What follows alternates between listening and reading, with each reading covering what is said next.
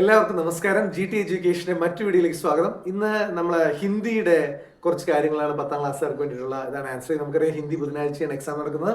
അപ്പോൾ നിങ്ങൾ ആദ്യമായിട്ടാണ് ഈ ചാനൽ കാണുന്നതെങ്കിൽ തീർച്ചയായിട്ടും സബ്സ്ക്രൈബ് ചെയ്യുക, കമന്റ് ചെയ്യുക, ഷെയർ ചെയ്യുക. ഈ വീഡിയോ നിങ്ങൾ തീർച്ചയായും ഹെൽപ്ഫുൾ ആയിരിക്കും. ഇത് നമ്മുടെ ജോസ് മാഷാണ് നിങ്ങൾക്ക് ഹിന്ദിയുടെ കാര്യങ്ങൾ നിങ്ങൾക്കായിട്ട് വിശദീകരിക്കുന്നത്. അപ്പോൾ നന്നായിട്ട് ശ്രദ്ധിച്ച് പഠിക്കുക. അപ്പോൾ ഞാൻ ജോസ് മാഷിനെ ഇന്നത്തെ വീഡിയോയിലേക്ക് സ്വാഗതം ചെയ്യും. നമസ്കാരം കുഞ്ഞുങ്ങളെ. 10ാം ക്ലാസ് ഹിന്ദി പരീക്ഷയ്ക്ക് ഒരുങ്ങിക്കൊണ്ടിരിക്കുന്ന കുഞ്ഞുമക്കൾക്ക് കുറേ എളുപ്പ വഴികൾ മാത്രം പറഞ്ഞുകൊണ്ട് ഇത് അവസാനിപ്പിക്കും. മറ്റുള്ള കാര്യങ്ങൾക്ക് കൂടുതൽ സമയം നമുക്കില്ല. അതുകൊണ്ട് പെട്ടെന്ന് തന്നെ ഞാൻ നമ്മുടെ ക്വസ്റ്റ്യനിലേക്ക് കടക്കുകയാണ്. എങ്ങനെയാണ് ഒരു ക്വസ്റ്റ്യന് ആൻസർ നമ്മൾ എഴുതേണ്ടത്? സാധാരണ പല വിധത്തിലുള്ള ക്വസ്റ്റ്യനുകളുണ്ട്, അതിന് മാർക്കും വ്യത്യസ്തമായിരിക്കും. ഒരു ക്വസ്റ്റ്യൻ ഞാൻ ഇവിടെ മോഡലായിട്ട് എഴുതി വെച്ചിട്ടുണ്ട്. बेला और साहिल स्कूल जाते वक्त क्या करते थे? ബേലയും സാഹിലും സ്കൂളിൽ പോകുന്ന സമയത്ത് എന്ത് ചെയ്തിരുന്നു? അതിൻ്റെ മാർക്ക് വരുന്നത് 4 മാർക്കാണ്. നിങ്ങൾ ശ്രദ്ധിക്കുക, അത് പ്രത്യേകം 4 മാർക്കാണ് നമുക്ക് തരുന്നത്. ശരിക്കും ഒരു കുട്ടി ആ ആൻസർ എഴുതുന്ന സമയത്ത് വളരെ കൂളായിട്ട് എഴുതും. എഴുതും बेला और साहिल स्कूल जाते वक्त बीर बगोटी हमको गोजते थे. അത്ര മാത്രമേ എഴുതുള്ളൂ, അത്ര എഴുതേണ്ട ആവശ്യമുള്ളൂ. പക്ഷെ അത് 1 വേർഡ് ക്വസ്റ്റ്യനായിട്ട് മാറും. മനസ്സിലായോ? അത് 1 മാർക്കിൻ്റെ ഒരു ചോദ്യത്തിനാണെങ്കിൽ ഈ ഉത്തരം ശരിയാണ്. ഹിന്ദിയെ സംബന്ധിച്ചിടത്തോളം ഫുൾ മാർക്ക് കിട്ടുന്ന ഒരു വിഷയമാണ്. 1 മാർക്ക് പോലും നമുക്ക് നഷ്ടമില്ലാതെ കിട്ടുന്ന ഒരു വിഷയമാണ്. പക്ഷെ അത് എങ്ങനെയാണ് നമ്മൾ അവതരിപ്പിക്കേണ്ടത് എന്ന് അതിനെ അടിസ്ഥാനമാക്കിയായിരിക്കും സംഭവിക്കുന്നത്. അതുകൊണ്ട് നമുക്ക് ആദ്യമായിട്ട് ഞാൻ ഒരു കാര്യം നിങ്ങളോട് പറയുന്ന ഒരു ക്വസ്റ്റ്യൻ പറയാണ്. ബേല ഓർ സാഹിൽ സ്കൂൾ ജാത്തെ വക്ത് ക്യാ കർത്തേ थे? ബേലയും സാഹിലും സ്കൂളിൽ പോകുന്ന സമയത്ത് എന്ത് ചെയ്തിരുന്നു? ഇവിടെ നിങ്ങൾക്ക് ഞാൻ പ്രത്യേകിച്ച് ഒരു കാര്യം ഒരു ആവശ്യകതയെ പറ്റി പറയുകയാണ്. ഒരു പാഠം വായിക്കുന്ന സമയത്ത് നമ്മൾ ആദ്യം പാഠത്തിൻ്റെ പേര് കണ്ടുപിടിച്ചിരിക്കണം. ഈ പാഠത്തിനെ സംബന്ധിച്ചിടത്തോളം നമ്മൾ ബീർ ബഹുട്ടി അതിൻ്റെ പേരാണ്.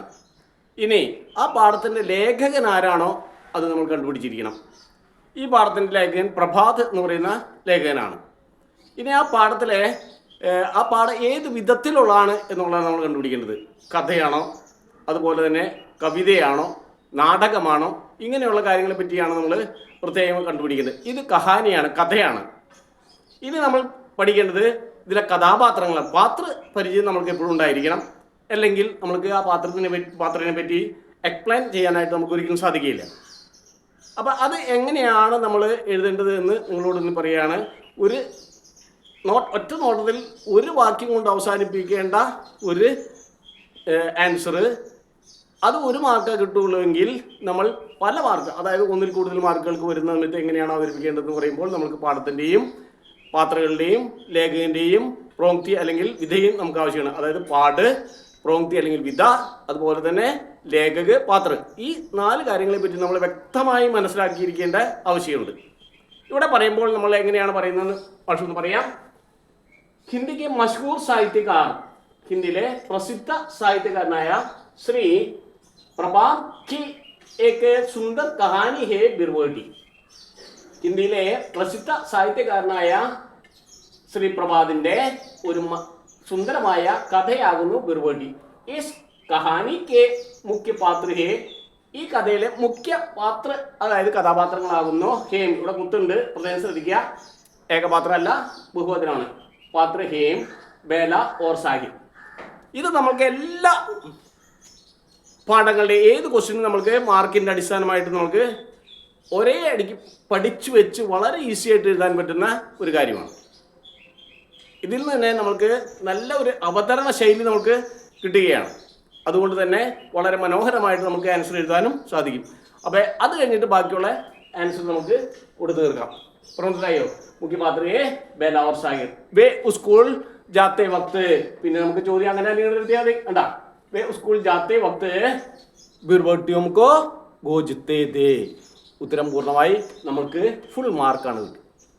ഇതാണ് നമ്മളെപ്പോഴും മനസ്സിലാക്കേണ്ട എളുപ്പ വഴികൾ. ഇനി നമുക്ക് അടുത്ത നിങ്ങൾക്ക് ഒന്നും കൂടി ഒരു കാര്യം കൂടി പരിചയപ്പെടുത്തുകയാണ്. ഡയറി എങ്ങനെയാണ് എഴുതേണ്ടത്? ഡയറി എഴുതുന്ന സമയത്ത് നമ്മൾ സ്ഥിരമായിട്ട് ശ്രദ്ധിക്കേണ്ട ഒരു കാര്യങ്ങൾ താരിഖ് ദിൻ, ഡേറ്റ് ദിവസം. ഇത് കഴിഞ്ഞിട്ട് നമുക്ക് സ്ഥിരമായിട്ട് എഴുതാവുന്ന ഒരു പോയിന്റ് ആണ് ആജ് കാ ദിൻ മേം കബി നെയ്യും ഭൂലൂങ്ക. ഇന്നത്തെ ദിവസം ഞാൻ ഒരിക്കലും മറക്കില്ല. അത് ഏത് ഡയറിക്ക് നമുക്ക് എഴുതാം. അത് നല്ല കാര്യമായാലും ചീത്തയായാലും നമുക്ക് മറക്കില്ല എന്ന് എഴുതാനായിട്ട് യാതൊരു ഇവിടെ ഭൂലൂങ്ക അത് എഴുതുമ്പോൾ ആ ഡയറി എഴുതുന്ന ഒരു ആൺകുട്ടിയാണ്. അതിനെ ബ്രാക്കറ്റിൽ ഇവിടെ എഴുതിയിട്ടുണ്ട് ഭൂലുങ്കി. അതൊരു പെൺകുട്ടിയാണെങ്കിൽ നമ്മൾ എന്ത് എഴുതും? ഭൂലുങ്കി എന്ന് എഴുതുന്നു. ഇത് കഴിഞ്ഞിട്ട് നമ്മൾ മാറ്റർ നമ്മൾ എഴുതി പോകുന്നത് ഇവിടെ കൊടുത്തിട്ടുണ്ട്. മാറ്റർ നമ്മൾ അന്നുണ്ടായ സംഭവത്തെ പറ്റി, അല്ലെങ്കിൽ നമുക്ക് ഉദാഹരണത്തിന് പറയുകയാണെങ്കിൽ ആദ്യമേ സ്കൂൾ ജാത്തെ വക്ത് എക്സാം കോമാര, ഇന്ന് ഞാൻ സ്കൂളിൽ പോകുന്നത് ഒരു പാമ്പിനെ കൊന്നു ആണോ, അങ്ങനെയുള്ള കാര്യങ്ങളെ പറ്റി നമുക്ക് എന്ത് വേണമെങ്കിലും എഴുതി അങ്ങനെ തീർക്കുക. അപ്പോൾ ആദ്യമായിട്ട് നമ്മൾ പഠിക്കേണ്ട ആദ്യ ദിൻ മേം കവി നെയ്യും ഭൂലുങ്ക, പെൺകുട്ടിയാണെങ്കിൽ ഭൂലുങ്കി. അപ്പോൾ അത് ഒന്ന് പ്രത്യേകം ശ്രദ്ധിക്കാം. ഇനി പത്ര, നമുക്ക് ഇതൊക്കെ 100% നമുക്ക് വരുന്നതാണ് പത്ര. പറഞ്ഞിട്ടോ ഈ പത്രം എഴുതുന്ന സമയത്ത് നമുക്ക് ഇതുമാതിരി തന്നെ കുറേ ടെക്നിക്കുകൾ നമ്മളിങ്ങനെ സ്ഥാനത്താരിക്ക് പത്രം എഴുതി സ്ഥാനത്താരിക്ക് സ്ഥലവും ഡേറ്റും നമ്മളത് മാത്രമേ എഴുതാവൂ. ഒറിജിനൽ ഡേറ്റ് നമ്മൾ അന്നത്തെ ഡേറ്റ് എഴുതരുത്, ഒരു കാരണവശാലും എഴുതേണ്ട ആവശ്യമില്ല. ഇത് കഴിഞ്ഞിട്ട് നമുക്ക് സ്ഥിരമായി പഠിച്ച് എല്ലാ ലെറ്ററുകൾക്കും നമുക്ക് എഴുതാവുന്ന കുറച്ച് പോയിന്റ്സ് ആണ് മാഷ് ഇവിടെ എഴുതിയിരിക്കുന്നത്. പ്രിയ മിത്ര നമസ്കാരം. ഇവിടെ ഒരു പ്രത്യേക കാര്യം ഒന്ന് ശ്രദ്ധിക്കുക. ഇത് നമ്മുടെ കൂട്ടുകാർക്കാണെങ്കിൽ, നമ്മൾ ആൺ സുഹൃത്തുക്കൾക്കാണെങ്കിൽ നമുക്ക് പ്രിയമിത്ര നമസ്കാരം, പെൺ സുഹൃത്തുക്കളും അങ്ങനെ എഴുതാം, എഴുതിയുന്നതിൽ കുഴപ്പമൊന്നുമില്ല. പക്ഷെ ഇതിന് വിപരീതമായിട്ട് നമ്മൾ ഒരു മുതിർന്ന വ്യക്തിക്ക്, നമ്മുടെ പിതാവിന് അല്ലെങ്കിൽ മാസ്റ്റർജിക്ക് ഒക്കെ എഴുതുകയാണെങ്കിൽ നമ്മൾ പ്രിയ എന്ന് നമ്മൾ ഒരിക്കലും കൊടുക്കാൻ പാടില്ല. അപ്പോൾ നമ്മൾ അവരെ സംബോധന ചെയ്യുന്നത് പൂജ്യ, എന്താണ്? പൂജ്യ ഗുരുജി. ഇപ്പൊ മാസ്റ്ററിനാണെന്നുണ്ടെങ്കിൽ നമ്മൾ അങ്ങനെ എഴുതുന്നു പൂജ്യ ഗുരുജി, അല്ലെങ്കിൽ പിതാജി ആണെങ്കിൽ പൂജ്യ പിതാജി. അപ്പോൾ നമുക്ക് നമസ്കാരം പറ്റില്ല, നമസ്കാരത്തിന് പകരം എന്ത് എഴുതും? പ്രണാം.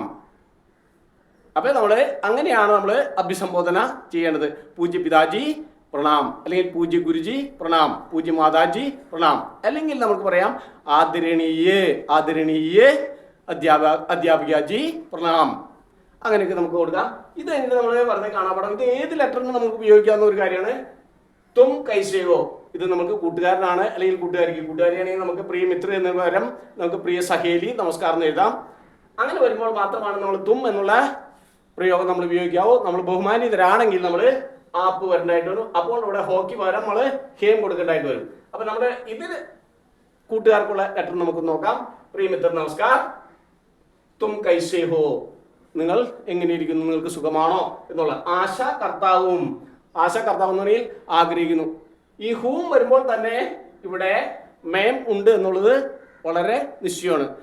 മേം ആശാകർത്താവും എന്ന് പ്രത്യേകിച്ച് എഴുതേണ്ട ആവശ്യം ഇല്ല. കാരണം ഹൂ ഉണ്ടെങ്കിൽ ഇവിടെ എന്താണ് കർത്താവായിരിക്കുക? മേമാണ്. സർവനാമങ്ങളിൽ മേം മാത്രമേ ഉള്ളൂ, അത് നമ്മൾ ഉപയോഗിച്ചാൽ. ആശാകർത്താവും, അത് പെണ്ണാണ് എന്നുണ്ടെങ്കിൽ, ഞാൻ ഒരു ആണാണെങ്കിൽ കർത്താവും, പെണ്ണാണെങ്കിൽ കർത്തിഹും. അപ്പൊ ആശാ കർത്താവും ഓർ കർത്തിയും.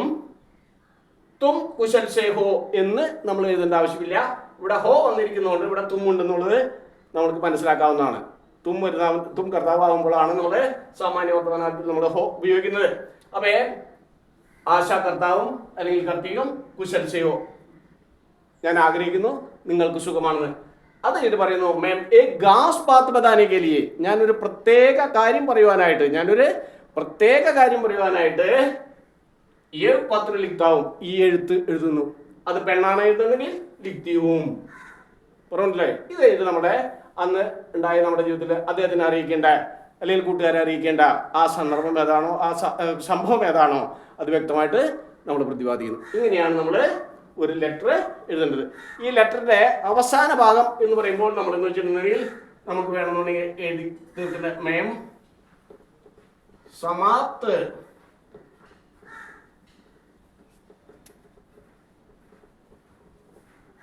മേം സമാപ്ത് കർത്താഹും. അത് കഴിഞ്ഞിട്ട് നമ്മൾ എഴുതേണ്ട കാര്യങ്ങളും കൂടി ഒന്ന് സൂചിപ്പിക്കുകയാണ്. അത് കഴിഞ്ഞിട്ട് നമ്മൾ എഴുതേണ്ടത് സമാപ്ത് കർത്താവ് എന്ന് പറയുന്നത് സിഗ്നേച്ചർ, അസ്താക്ഷർ നാം.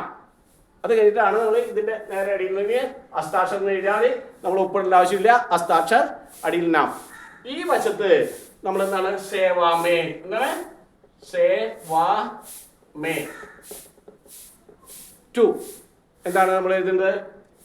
നാം പൂരാപദ, നാം പൂരാപത. സെവാമേ നമ്മൾ എഴുതിയിട്ട് നമ്മൾ എന്താണ് നാം പൂരാപത, പേര് ഫുൾ അഡ്രസ് പൂരാപത എന്ന് തന്നെ എഴുതണം.